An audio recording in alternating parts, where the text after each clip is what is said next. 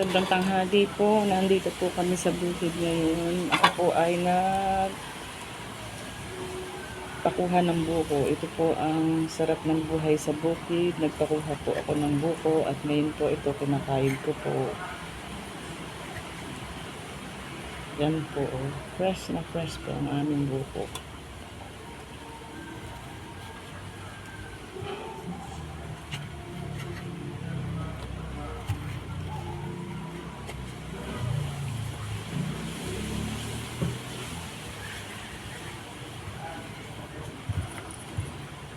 Kain po tayo ng buko.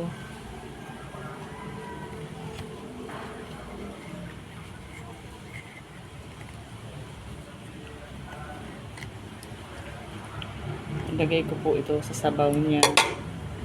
Mamaya, inipon ko po yung sabaw ng buko. Yan po.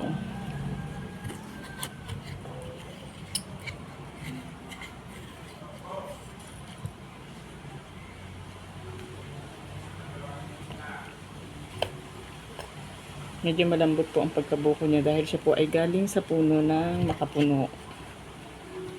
Meron po kaming puno na makapuno dito sa aming tabi.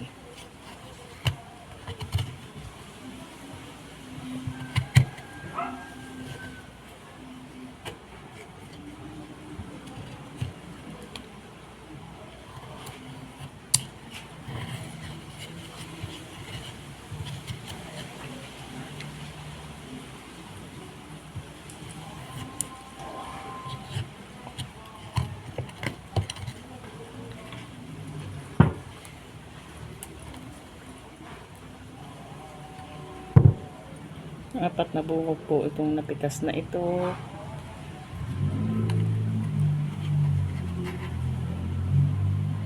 Enjoy po mamaya sa aming merienda. Ito po ang aming merienda mamaya kasama ng aking nilutong sinaing na saging. Malambot po ang pagkabuko dahil ang pinanggalingan ay puno na makapuno.